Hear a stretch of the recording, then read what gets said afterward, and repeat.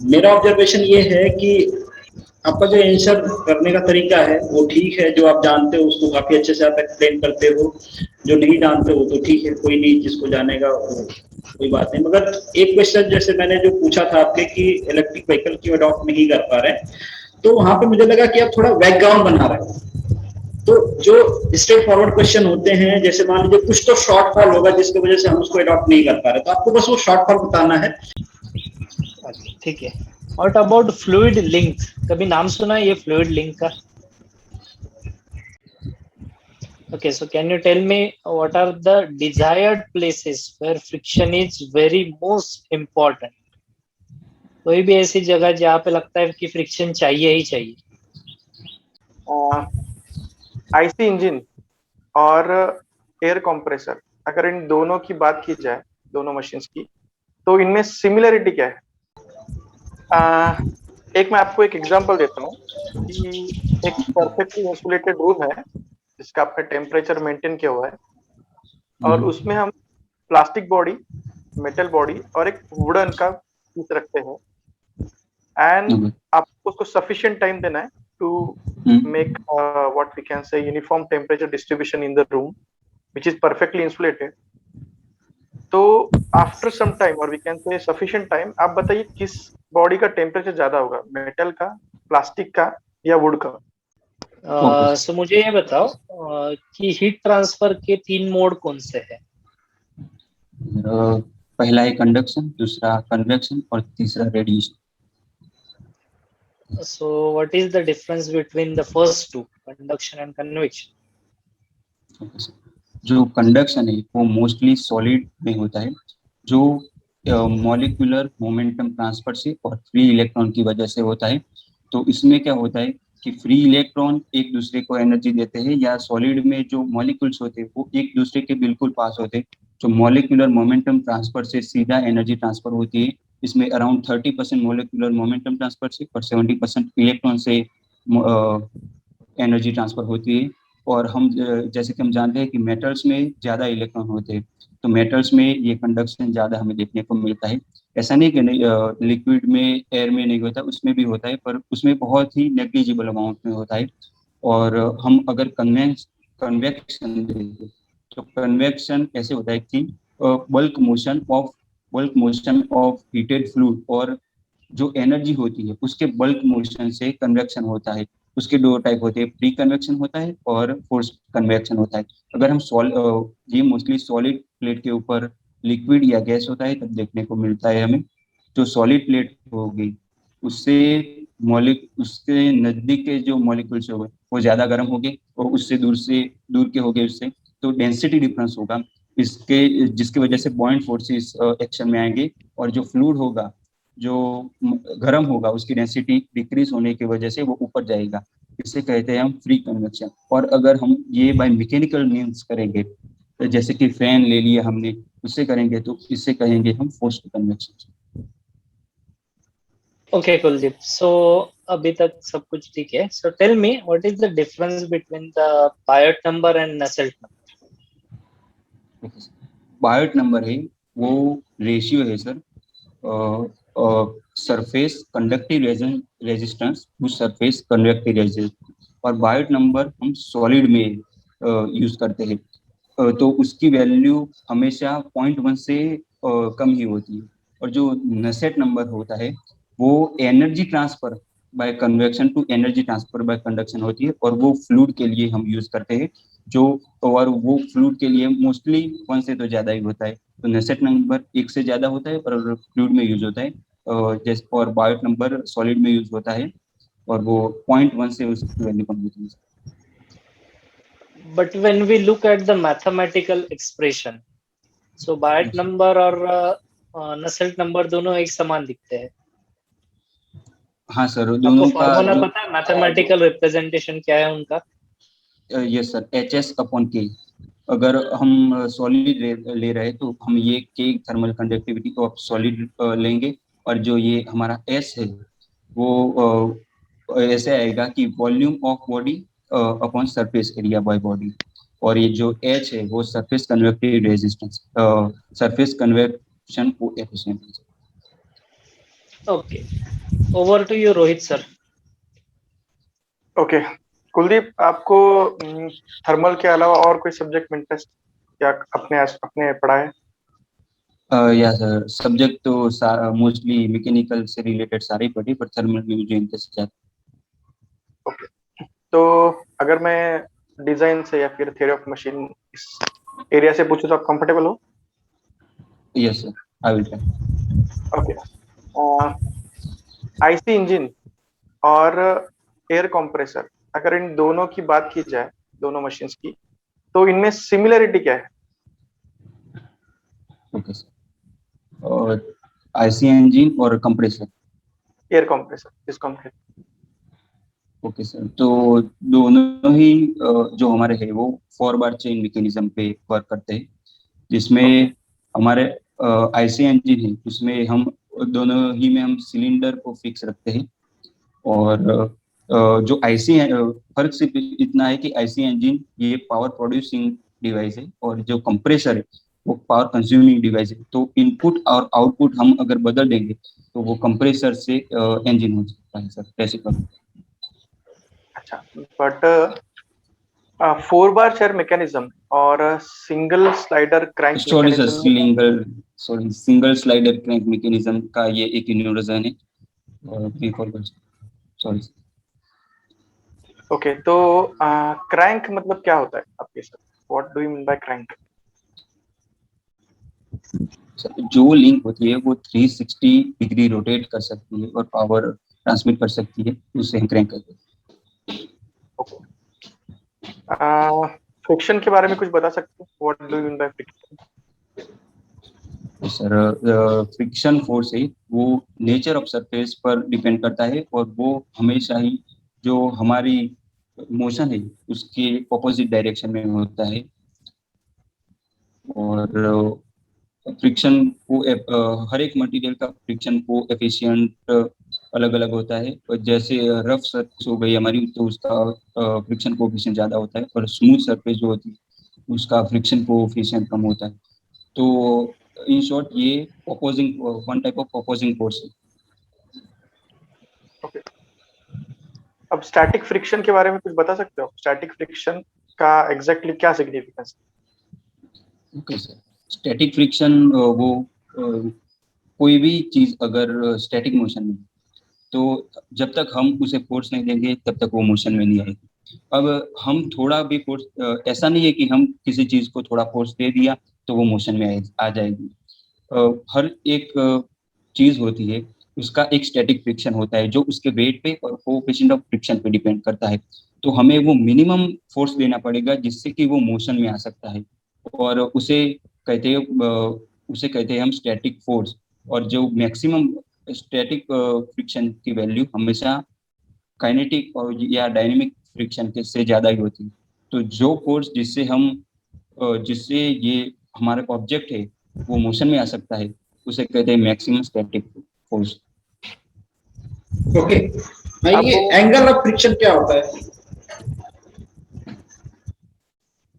Okay sir, तो जो हमारा एंगल ऑफ फ्रिक्शन है वो रिजल्टेंट फोर्स और जो हमारा नॉर्मल फोर्स है उसके बिटवीन का जो एंगल होगा वो एंगल ऑफ फ्रिक्शन होता है। इसका सिग्निफिकेंस क्या है एंगल ऑफ फ्रिक्शन का? एंगल ऑफ फ्रिक्शन अगर हम बढ़ा देते हैं या फिर कम कर देते हैं, if you increase the angle of friction और decrease the angle of friction, तो उससे हमारे बॉडी के मोशन पे क्या इफेक्ट? तो एंगल ऑफ फ्रिक्शन ऐसा है कि उसे हम सीधे ऐसे समझ सकते हैं कि अगर फ्लैट हॉरिजॉन्टल सरफेस पे कोई ऑब्जेक्ट पड़ा है तो वो ऐसे ही मूव नहीं करेगा, पर जैसे जैसे हम उसको सरफेस को टिल्ट करते जाएंगे वैसे वैसे उसके चांसेस बढ़ते जाएंगे मूव करने के। और एक ऐसा एंगल आएगा जब वो वर्ज ऑफ स्लाइडिंग पे होगा, मतलब उससे अगर थोड़ा भी एंगल हम बढ़ाएंगे तो वो मोशन में आ जाएगा। ये जो एंगल होता है वो एग्जैक्ट एंगल ऑफ फ्रिक्शन हमारा जो होता है उसके बराबर होता है। और एंगल ऑफ फ्रिक्शन को हम mu is equal to tan phi होता है। तो जैसे एंगल ऑफ फ्रिक्शन हमारा बढ़ता है वैसे ही हमारा फ्रिक्शन कोएफिशिएंट भी बढ़ता है। ओके, अगर आपने कहा कि टिल्ट कर देते हैं, सपोज करिए हमने किसी एंगल पे किसी बॉडी को रखा है, नीचे से ले जाके ऊपर रखा है ना, नीचे से लेके ऊपर रख दिए बॉडी को, एंड वो स्लाइड करके फिर से अपने ओरिजिनल पोजीशन पे आ जाएगी ना, ऑलराइट। अगर हाँ एंगल ऑफ फ्रिक्शन पे या उससे ज्यादा पे है तो वो स्लाइड करके नीचे आ जाएगी सर। नहीं सर, इसे रिवर्सिबल नहीं कह सकते क्योंकि कुछ ना कुछ फ्रिक्शन तो होगा ही जिससे हीट इलेबोरेट होगी। और अगर रिवर्सिबल प्रोसेस हम इसको कहेंगे कि ओरिजिनल पोजीशन में तो ऑब्जेक्ट आ ही रहा है, पर जो कोई सिस्टम पे कोई भी फर्क छोड़े बिना जिस पाथ पे वो गया था उसी पाथ पे अगर वापस आ रहा है तो हम इसे रिवर्सिबल प्रोसेस कहेंगे। पर इसमें अगर स्लाइड करके आएगा तो फ्रिक्शन फोर्स एक्शन में आएगा, जिससे हीट जनरेट होगी और एनर्जी इलेबोरेट होगी। तो मतलब इसे रिवर्सिबल प्रोसेस तो नहीं कह सकते। ओके, तो क्या होता है सिस्टम, क्या होता है, what is the system? System वो चीज है जिसपे हम हमारी थर्मोडायनेमिक में हमारी सिस्टम हमारी स्टडी कंसर्न है उसे हम सिस्टम कहेंगे। और उसके सिस्टम के सिवा का जो कुछ भी हो उसे हम सराउंडिंग कहते हैं। और जो सराउंडिंग सिस्टम के बाजू में होगा जिसपे सबसे ज्यादा फर्क पड़ेगा सिस्टम के कुछ एनर्जी इंटरेक्शन से, उसे हम कहते हैं इमीडिएट सराउंडिंग। ओके, तो कितने टाइप के सिस्टम होते हैं, टाइप्स ऑफ सिस्टम? तो विथ एग्जांपल क्लोज बताना। सिस्टम होता है, ओपन। ओके सर, तो अगर क्लोज सिस्टम है तो उसमें मास ट्रांसफर नहीं होगा और एनर्जी ट्रांसफर होगी। जैसे हमारा पिस्टन और सिलेंडर है, विदाउट वाल्व हम ले लेंगे तो हम अगर उसको कंप्रेस करते हैं या एक्सपांशन करते हैं, हीट देते हैं, तो विदाउट हम वाल्व लेंगे अगर तो उसे क्लोज सिस्टम कहेंगे। और इसी में अगर हम वाल्व रख देंगे और एक तरफ से फ्लूइड आ रहा है एक तरफ से फ्लूइड वापस जा रहा है कंप्रेस होकर, तो उसे हम कहेंगे ओपन सिस्टम, क्योंकि उसमें मास ट्रांसफर भी हो रहा है, एनर्जी ट्रांसफर भी हो रहा है। और अगर एनर्जी ट्रांसफर भी नहीं हो रहा है, मास ट्रांसफर भी नहीं होता है, तो उसे कहते हैं हम आइसोलेटेड सिस्टम। तो उसका कोई स्टैंडर्ड एग्जांपल तो नहीं है, पर यूनिवर्स को खुद हम एक आइसोलेटेड सिस्टम कह सकते हैं, या आइडियल थर्मोस फ्लास्क जो होता है उसे भी हम आइसोलेटेड सिस्टम कह सकते हैं। एसी का जो कंडेंसर यूनिट होती है, या फिर simply we can yes say sir. Condenser, this is open yes system sir. और close system? Condenser close system sir, close system, you क्योंकि मीन सर टू से उसमें कि जो देयर इज अ, रेफ्रिज। Okay sir. Please go ahead. Sir उसमें जो refrigerant है sir वो वो चेंज नहीं होगा, वो मास सेम ही रहेगा। पर हम एनर्जी ट्रांसफर बाहर की जो एयर होगी वो उससे एनर्जी लेके हवा में इलेबोरेट करेगी। तो उसे हम क्लोज सिस्टम कर सकते हैं, क्योंकि रेफ्रिजरेंट जो अंदर घूम रहा है वो उसकी क्वांटिटी में कोई चेंज नहीं आ रहा है, वो मतलब सर्कुलेट होता ही रहेगा। बाहर की एयर है वो हीट ट्रांसफर करती है। ओके, तो जब आप उस पे थर्मोडायनेमिक फर्स्ट लॉ अप्लाई करते हो, तो जो थर्मोडायनेमिक फर्स्ट लॉ अप्लाई करते हो that is for close system apply करते हो, फॉर ओपन सिस्टम अप्लाई करते हो कंडेंसर यूनिट पे? Thermo thermodynamic first law sir close cycle पे। क्लोज साइकिल क्या है? Close thermodynamic cycle first law for close system? for closed system, work transfer is exactly equal to energy transfer, or energy neither be produce neither be वो energy को हम produce first भी law नहीं कर for close सकते और system. वो खत्म भी नहीं। वो हाँ, फॉर क्लोज सिस्टम से Okay. सर एक You सिस्टम mean से to वो say, कि steady flow energy equation cannot be applied on condenser unit, huh? Because that is for नहीं the sir, open system. Study flow energy system sir I don't have sir. Steady flow energy equation पढ़ा है ना आपने first of thermodynamics? Yes sir. Yes sir. तो उसको हम condenser पे apply नहीं कर सकते? सर कर तो सकते। कर सकते हैं, that is for open system और क्लोज सिस्टम। यस सर, ये ओपन सिस्टम है, ओपन सिस्टम पर ही steady flow energy equation work करता है। अभी आपने बोला कि वो क्लोज सिस्टम है कंडेंसर। सर कंडेंसर को वो हम प्रेशर कांस्टेंट रख के एंथैल्पी कांस्टेंट रखते हैं और उस पे study flow energy equation apply करते हैं। Sir I don't have sir idea sir about. Rohit sir कुछ आप पूछने वाले थे, मैं बीच में जंप किया। एक मैं आपको एक एग्जांपल देता हूँ कि एक परफेक्टली इंसुलेटेड रूम है जिसका आपका टेम्परेचर मेंटेन किया हुआ है, और उसमें हम प्लास्टिक बॉडी, मेटल बॉडी और एक वुडन का पीस रखते हैं, एंड आपको उसको सफिशिएंट टाइम देना है to make what we can say uniform temperature distribution in the room which is perfectly insulated. तो आफ्टर सम टाइम और we can say sufficient time, आप बताइए किस बॉडी का टेम्परेचर ज्यादा होगा, मेटल का, प्लास्टिक का या वुड का? ओके सर, तो वो रूम का टेम्परेचर ये बॉडी से ये तीनों बॉडी से ज्यादा है या कम पहले स्टार्टिंग रूम का कंडीशन? टेम्परेचर कम था, for example say 10 degree celsius, and we are giving sufficient time, we can say 24 hours और 48 आवर्स। ओके सर, तो सर इसमें जो मेटल होगा उसका टेम्परेचर सबसे जल्दी कम हो जाएगा क्योंकि ये कॉन्सेप्ट आएगा थर्मल डिफ्यूजिविटी का। Okay, how body can elaborate heat from it. तो आपको बोलना है कि तीनों बॉडी का टेम्परेचर अलग अलग रहेगा। Yes sir. फिर आप इस कंडीशन में जीरोथ लॉ को फेल कर दे रहे हो ना? जीरोथ लॉ क्या कहते हैं?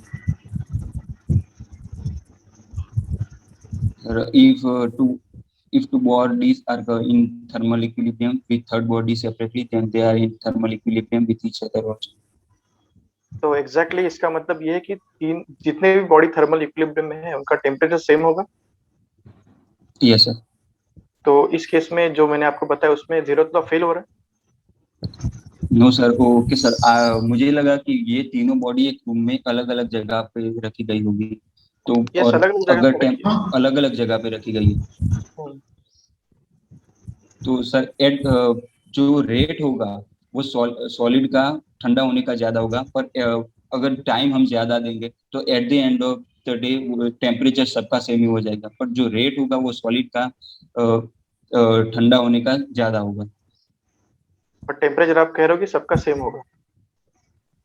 हाँ सर, अगर हम सफिशिएंट टाइम बहुत ही ज्यादा दे देंगे तो एट द एंड टेम्परेचर जितना सराउंडिंग का हो उतना ही हो जाएगा तीनों सिस्टम का।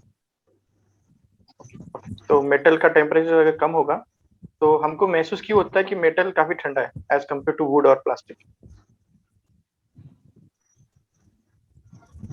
ओके सर, मुझे समझ नहीं आया क्वेश्चन आपके। मतलब तीनों चीजों में अगर आप टच करोगे तो फिजिकली आपको लगेगा कि मेटल जो चीज था, ब्लॉक था, उसका टेम्परेचर काफी कम है या ठंडा है, ऐसा क्यों?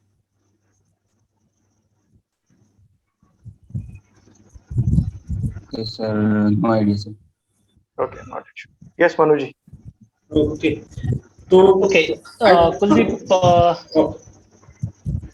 गो ahead Neeraj sir. Yes Kuldeep, थोड़ी देर पहले फ्रिक्शन की बात चल रही थी तो मुझे याद आ गया कि जब फ्रिक्शन होता है तो दो सरफेसेस इन्वॉल्व होते हैं, ठीक है? तो आपने थियरी ऑफ मशीन में पढ़ा होगा कि binary link, ternary link, joints होते हैं ना, तो वहां पे फ्रिक्शन प्रेजेंट होता है कि नहीं? Sir friction I don't have idea. हम कंसीडर तो ऐसे ही करेंगे कि फ्रिक्शन नहीं होगा, पर इन एक्चुअल तो होता ही है। ओके, इन एक्चुअल तो होता ही है। So what are this higher pair and lower pairs? Okay sir, जो हायर पेयर होती है, जो सर लाइन या पॉइंट कांटेक्ट होगा अगर दो पेयर के बीच में, तो उसे हम कहते हैं हायर पेयर, और जो अगर सरफेस एरिया का कांटेक्ट होगा तो उसे हम कहते हैं lower pair.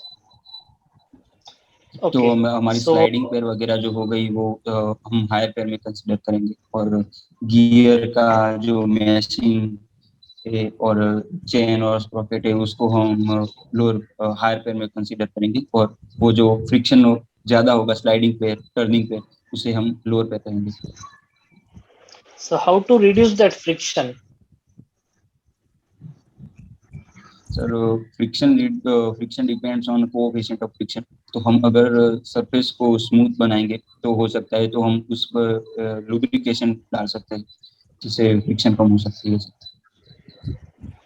Okay, so can you tell me what are the desired places where friction is very most important? कोई भी ऐसी जगह जहाँ पे लगता है कि फ्रिक्शन चाहिए ही चाहिए। तो पहली चीज तो हमारी चलने में अगर फ्रिक्शन नहीं होगा अर्थ के और हमारे पैर के बीच में, तो हम पहले स्लिप हो जाएंगे और चलना मतलब हम चल नहीं पाएंगे। Okay, anything else? मैकेनिकल में? मैकेनिकल में सर अभी कुछ परफेक्ट याद नहीं है। अच्छा, ठीक है। What about fluid link? कभी नाम सुना है ये फ्लूइड लिंक का? तो हाँ सर, नाम सुना। क्या होता है, कहाँ यूज होता है, कुछ पता है? हाँ सर, ये हमारे जेसीबी वगैरह जो होते हैं उसमें हम फ्लूइड को कंप्रेस एक तरफ, जैसे कि फ्लूइड की कंप्रेसिबिलिटी नियरली जीरो होती है, तो उसको हम लिंक की तरह यूज कर सकते हैं। तो ये जेसीबी वगैरह में हम उसको यूज करते हैं फ्लूइड लिंक को। ओके, सो उसमें विस्कोसिटी पैरामीटर होता है, क्या होता है वो विस्कोसिटी फ्लूइड के रिलेटेड? ओके सर, विस्कोसिटी ये कि फ्लूइड का एक लेयर फ्लूइड के दूसरे लेयर को पर अगर फ्लो कर रहा है तो वो उसको रेजिस्टेंस देगा, उसे कहते हैं विस्कोसिटी। तो अगर रेजिस्टेंस फ्लूइड के दो लेयर के बीच में ज्यादा है तो उसे हम विस्कस फ्लूइड मानेंगे, और रेजिस्टेंस कम है तो उसे हम लेस विस्कस फ्लूइड कहेंगे। ओके, ठीक है। Over to you Manu sir. Okay, तो खुद ही एंड करते हैं, आपका इंटरव्यू हो गया, सफिशिएंट टाइम रहा।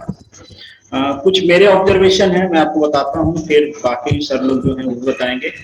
मेरा ऑब्जर्वेशन ये है कि आपका जो आंसर करने का तरीका है वो ठीक है, जो आप जानते हो उसको काफी अच्छे से आप एक्सप्लेन करते हो, जो नहीं जानते हो तो ठीक है, कोई नहीं, जिसको जानेगा कोई बात नहीं। मगर एक क्वेश्चन जैसे मैंने जो पूछा था आपके कि इलेक्ट्रिक व्हीकल क्यों अडॉप्ट नहीं कर पा रहे, तो वहां पे मुझे लगा कि आप थोड़ा बैकग्राउंड बना रहे हो।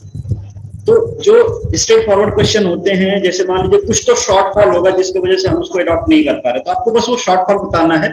सपोज जैसे आप बता रहे थे कि इंफ्रास्ट्रक्चर नहीं है हमारे पास चार्जिंग का, तो सीधा बताना है कि हमारे पास इंफ्रास्ट्रक्चर नहीं है। ऐसे नहीं कि कोई चीज बनता है, तो बैकग्राउंड नहीं बनाना है, क्योंकि वो थोड़ा बोरिंग हो जाता है, ज्यादा टाइम लेते हो आप बताने में। तो जो भी उसके शॉर्टफॉल है वो बताना है डायरेक्टली।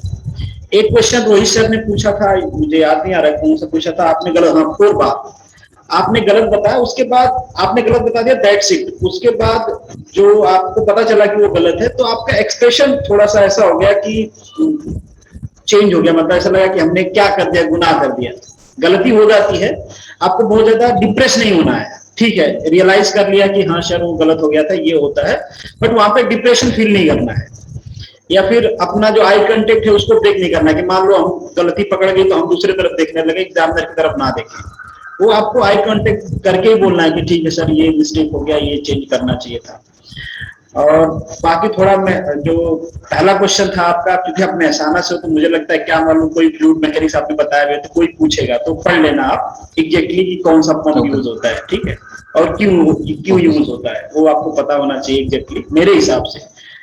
तो मेरे हिसाब से लगता है कि आपका इंटरव्यू अच्छा गया है, कॉन्फिडेंट हो आप, बॉडी लैंग्वेज ठीक है, कम्युनिकेशन ठीक है, कोई प्रॉब्लम नहीं है।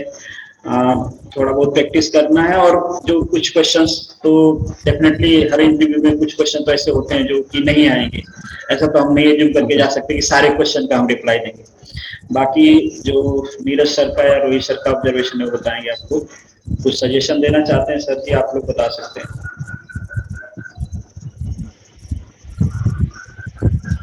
नीरज जी सर। कुलदीप का ओवरऑल परफॉर्मेंस देखा जाए तो इट वाज वेरी नाइस, क्योंकि जितने क्वेश्चन हम लिंक क्वेश्चन कर रहे थे उनसे, और वो कंटिन्यूअसली एक सब्जेक्ट में से दूसरे सब्जेक्ट में जा रहे थे, फिर भी उन्होंने लिंक नहीं छोड़ा, वो कंटिन्यूअसली आंसर कर रहे थे। That is very good thing. कि वो इंटर रिलेट कर पा रहे थे कर पा रहे हैं सब्जेक्ट थर्मोडायनामिक्स की एग्जैक्टली चीज जो है फ्लूइड से, फ्लूइड की चीजें थर्मोडायनामिक्स। सो उससे पता चलता है कि इनका बेसिक्स क्लियर है। क्लियर है okay, fundamental. Second important thing, जैसा आपने जो वो क्वेश्चन पूछा था related to electric vehicle policy, उस चीज में मैं बताना चाहूंगा कि no one reads the complete information fully. जो भी न्यूज में आता है, मेन मेन चीज आता है, वही पढ़ा जाता है। सो इलैबोरेट करने की कोई जरूरत नहीं, जैसा सर ने बताया, टू द पॉइंट एग्जैक्टली बता के छोड़ देने का। ठीक है, क्योंकि वो जो पॉलिसी आई है वो 35-40 पेज की पॉलिसी है, किसी के पास टाइम नहीं उतना पढ़ने का, एक्सेप्ट द एक्सपर्ट जिन्होंने वो बनाया है। ठीक है, सो हमें बस बेसिक जो सारांश होता है उसमें से वो निकाल के बताना रहता है। सो वो आप बता सकते हो, दैट्स इट। और कभी गलती से भी आपको लगता है कि पता नहीं है तो सीधा ना बोल देने का, that is most appropriate thing. क्योंकि वो अभी रिसेंटली लॉन्च हुआ है, तो शायद ऐसा भी हो सकता है कि आपने पढ़ा नहीं है इन डिटेल। सो आप ये भी इंक्लूड कर सकते हैं कि सर इन डिटेल पढ़ा नहीं है, मैंने जस्ट ओवरव्यू पढ़ा है उसका। ओके, बाकी ओवरऑल तो कॉन्फिडेंस लेवल वगैरह ठीक था। थोड़ा साउंड का मुझे आई डोंट नो, शायद मेरा नेटवर्क का इश्यू रहेगा, बट ओवरऑल मुझे तो लगता है कि कॉन्फिडेंस लेवल अच्छा है आपका। रोहित सर। यस सर, अच्छा है, परफॉर्मेंस सही था, not any point two highlight. Okay, चलिए कुलदीप, ऑल द बेस्ट हमारे तरफ से, और हमारी पूरी विशेष है। और मुझे लगता है कि आपका सही है ओवरऑल परफॉर्मेंस, आपको इंटरव्यू में अच्छे मार्क्स मिलेंगे। और हमारा ओपिनियन जो है हमने बता दिया है, आपको थोड़ा सा प्रैक्टिस करते रहना, आप छोड़ना नहीं है। और आप सब्जेक्ट को बहुत अच्छी तरीके से, जैसे नीरज सर ने कहा कि इंटरलिंक कर पाते हो, हमने इधर उधर बहुत जंप किया तो आप सबको इंटरलिंक कर पाए, मतलब बेसिक्स आपका सही है। जनरल जो होता है वो मैंने बिल्कुल पढ़ा नहीं है, क्योंकि ये मैं 2019 पास आउट ही हूँ सर। तो वो सीधा मुझे जॉब लगी थी, वहाँ चला गया था, और फिर 2020 से शुरुआत की थी मैंने एग्जाम की प्रिपरेशन। तो जनरल में मैं अगर क्वेश्चन पूछ लेते हैं तो थोड़ा मतलब पैनिक वगैरह ऐसा होता है। नहीं, पैनिक नहीं होना है। अगर नहीं जानते हो तो हम्बली कह देना है कि सर ये नहीं रीड किया है। देखो, अगर क्या होता है, इंटरव्यूअर का जो माइंड होता है, मान लीजिए मैंने आपसे कुछ क्वेश्चन पूछा, आपने मुझे बिना घुमाए कह दिया कि मुझे नहीं आता है। जैसे ही मैं दूसरा क्वेश्चन पूछूंगा और आप बहुत अच्छी तरीके से इलैबोरेट किए, तो मैं पीछे वाला जो मेरे माइंड में इम्पैक्ट आया था कि आपने नहीं बताया था, मैं भूल जाऊंगा मार्क्स देते टाइम। क्योंकि जो बाद वाला इम्पैक्ट होता है ना, आदमी को वही याद रहता है। अगर आपने उसमें टाइम लिया, गोल गोल घुमाया, उसके मेंटल मतलब दिमाग में ऐसा बना कि यार क्या घुमा रहा है, तो ये याद रहेगा। आपने सीधा बोल दिया नहीं आता है, दूसरा क्वेश्चन आया, उसको आपने अच्छे से बताया, तो आपको अच्छे मार्क्स मिलेंगे, कोई प्रॉब्लम नहीं होगी उसमें। ठीक है, तो एंड करते हैं। रोहित सर, नीरज सर, चलिए। Yes sir, thank you sir.